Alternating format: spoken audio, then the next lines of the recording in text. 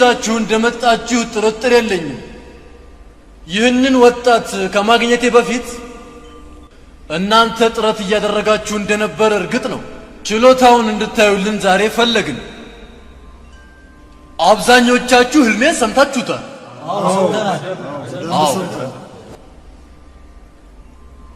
ለዛሬ ለሁላችሁም ግልጽ እንዲሆን ልድገመው።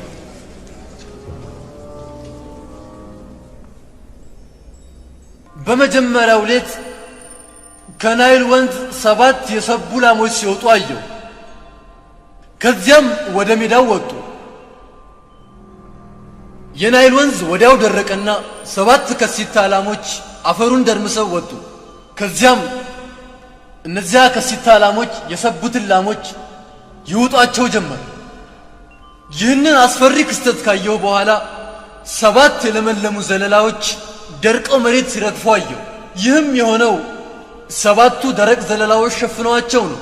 የተከበረው አንይክማሁና ሌሎች አገልጋዮች ይህንን ቀድመው ሰምተዋል። በጥልቅ ሊያስቡበትና መፍትሄ ሊያመጡ ጊዜ እንድሰጣቸው ጠይቀው ነበር። አሁን የህልሜን ፍቺ ለመስማት ፈልጋለሁ።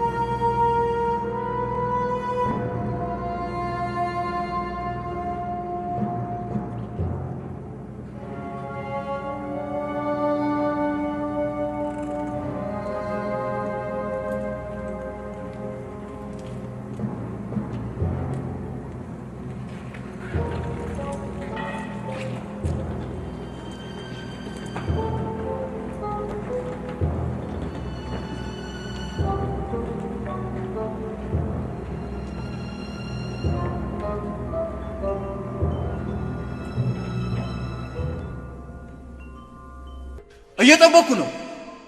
ምንድነው ታዲያ? ቀጥሉ፣ እየጠበቅናችሁ ነው። በጣም ከፍተኛ ጥረት አድርገናል። የከዋክብትን አቅጣጫና አወጣጥ ሁሉ ለማየት ሞክረናል።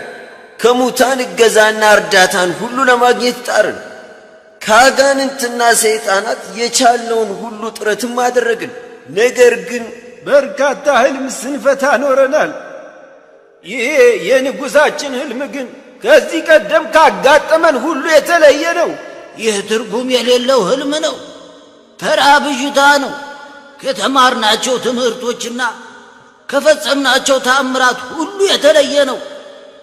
ይህንን ሁሉ በርካታ ልፋትና ጥረት ካደረግን በኋላ ቀደምት አባቶቻችን ለላሞች ከሚሰጡት ትርጉም እንዳገኘ ነው ዓመታትን ነው። በቃ ይኸው ነው።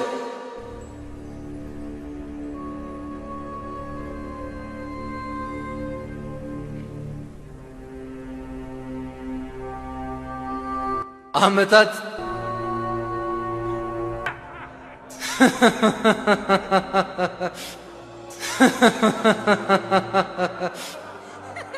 ዓመታት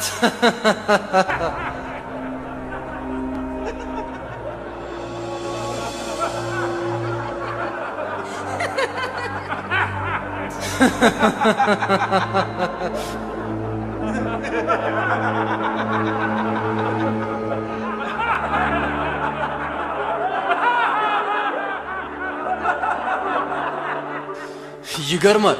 አንበሳ በትንኝ ወደቀ፣ ናይልን ትል ደበቀው።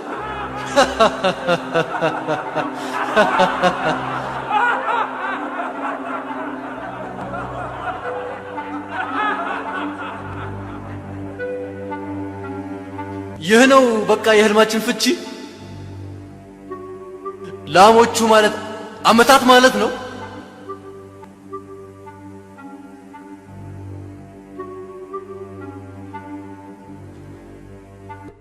እንግዲህ ዩዘርሲፍ ጊዜው ያንተ ነው። የህልማችን ፍቺ ምንድነው? የተከበሩ ንጉሥ ሆይ የህልሙን ፍቺ እኔ አልሰጡትም። በህልም ያዩትን በእውን እንዴት እንደሚሆን ነው ማብራራለሁ። ህልምና ፍቺን ማብራራት ምንድነው ልዩነታቸው? የህልም ፍቺ በፈቺው ግምትና መላምት የተገነባ ሲሆን ለመፈጸሙም እርግጠኛ መሆን አንችልም። ማብራሪያው ግን ከሰማይ የታገዘ ነው። አሁንም ማብራራላችሁ ጉዳይ ያለምንም ጥርጥር ተፈጻሚ ነው። እንደ ህልም ፍቺ ለለውጥ በር የሚከፍት አይደለም። ይህን ያህል እርግጠኛ ነህ ዩዘርሲፍ? ይገርማል። በጣም እርግጠኛ ነህ? ይህ ከአምላኬ ከአላህ ዘንድ ነው። አምላኬ ያሳወቀኝን ማብራራት እንጂ ከራሴ አንዳች አልናገርም። ይህ የምትለው ሁሉ ባዶ ሙግት ነው። የህልም ፍቺ ሁሌም ተፈጻሚ ነው። አንተና የምታመልከው አምላክህ ግን የማይዳሰሱ ናቸው። ፍቃዳችሁ ከሆነ ይህንን ባዶ ሙግት የምትሉትን ላብራራላችሁ። የህልሙን እውነታ ነግራችሁ የጌታዬን ቻይነትም ላረጋግጥላችሁ። የተከበሩ አኒክማሁ ካልከፋው በፍቺው ላይ እንረዳዳ። ህልም ፈቺዎቻችሁ እንደነገሩን በግብጽ ቀደምት ትውፊት መሰረት ላሞች በአመታት ይፈታሉ። ልክ ነኝ አይደል? አዎ፣ በዚህ ምንም ጥርጥር የለንም። የላሞቹና የዘለላዎቹ መመሳሰል አንድነታቸውን አያመለክትም? እንደዛው ይመስላል። የለመለሙት ዘለላዎች የበረከት ምልክት፣ የደረቁት ደግሞ የረሃብ ምሳሌ ሊሆኑ አይችሉም?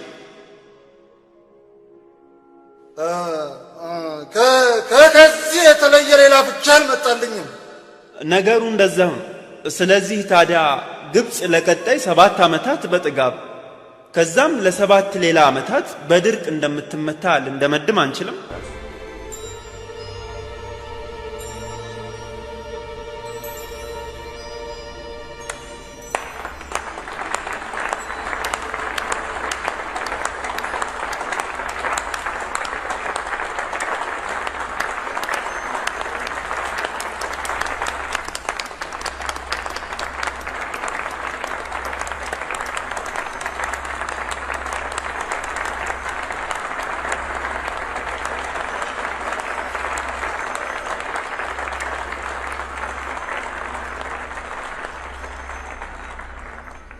ይገርማል።